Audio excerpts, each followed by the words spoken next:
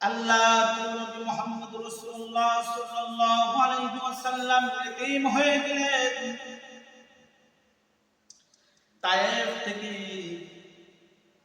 সবাই চলে আসলো মক্কায় সন্তান দত্তক নেওয়ার জন্য।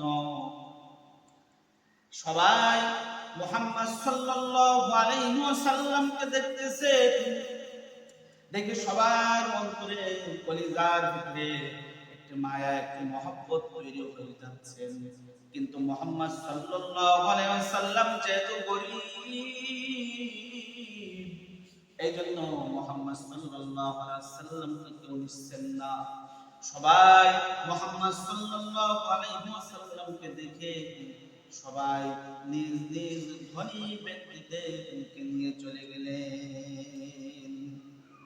এরপরে আল্লাহর নবী মুহাম্মদ রাসূলুল্লাহ সাল্লাল্লাহু আলাইহি ওয়াসাল্লাম যে সময় এতিম ছিলেন, এতিম অবস্থায় সবাইকে আল্লাহ রাসূল সাল্লাল্লাহু আলাইহি ওয়াসাল্লামকে দেখে সবাই চলে নবী মুহাম্মদ রাসূলুল্লাহ সাল্লাল্লাহু আলাইহি ওয়াসাল্লাম এতিম বলে তাকে আর কেউ নিতে চায় না, কেউ নিচ্ছে না। সবাই ধনী ব্যক্তিদেরকে নিয়ে, ধনী ব্যক্তিদের সন্তানদেরকে নিয়ে চলে যাচ্ছেন।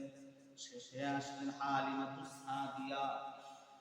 হযরত হালিমাতুস সাদিয়া বলেন, আমি মুহাম্মদ রাসূলুল্লাহ সাল্লাল্লাহু আলাইহি ওয়াসাল্লামকে যে সময় প্রথম দেখলাম, দেখা মাত্রই আমার নবীকে দেখা মাত্রই আমার কলিজায় একটা মায়া এবং একটা মহব্বত তৈরি হয়ে গেছে। আমি নবীকে দেখলাম, কিন্তু এরপরে আবার কিছু সন্তানকে দেখলাম, কিন্তু কোথাও সন্তান মেলে না।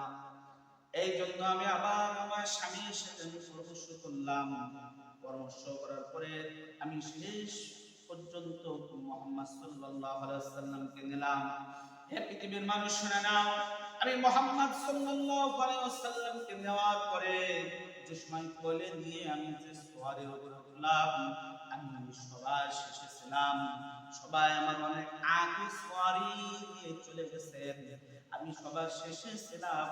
আমি মুহাম্মদ সাল্লাল্লাহু আলাইহি ওয়াসাল্লামকে নিয়ে সওয়ারির উপরে ওঠা মাত্রই আমি চলে গেলাম। আমি সবার শেষে এসেছিলাম, আর আমি মুহাম্মদকে নিয়ে যাওয়ার সময় সবার আগে আমি বাড়িতে পৌঁছায় গেলাম। জোরে বলেন সুবহানাল্লাহ।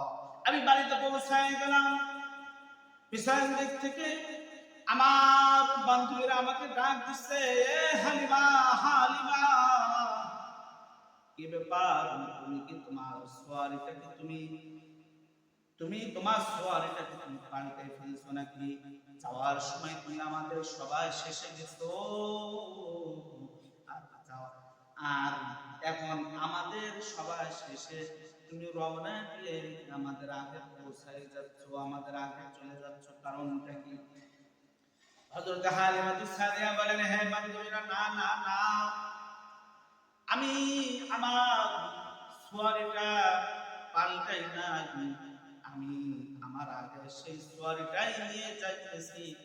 কিন্তু আমি যে সময় আমি মুহাম্মদকে নিলাম, বলে নেওয়া মাত্রই আমার সওয়ারিটা ভালো হয়ে গেছে, বরঞ্চ দেখো তোমাদের আগে পৌঁছাই চলে যাচ্ছি। এটা আমার নবীজির মুজিজা, নবীজির বরকত। এজন্য তো রব্বুল আলামিন বলেন, ওয়া মা আরসালনাকা ইল্লা রাহমাতান লিল আলামিন, ওয়া মা আরসালনাকা ইল্লা রাহমাতান লিল আলামিন। আমার নবী সমগ্র পৃথিবীর জন্য রহমত এবং বরকত আল্লাহ সুবহানাহু ওয়া তাআলা বানিয়ে দিলেন। হালিমাতুস সাদিয়া বলেন, আমি সবার আগে পৌঁছায় গেলাম অসুস্থ সওয়ারি নিয়ে। শুধু তাই নয়, আমি অসুস্থ ছিলাম, আমার স্তনে দুধ কম হইতো, কিন্তু যেদিন থেকে আমি মুহাম্মদকে দত্তক নিয়েছি, ওই দিন থেকে আল্লাহ রাব্বুল আলামিন আমার স্তনে ভরপুর দুধ দিয়ে দিলেন।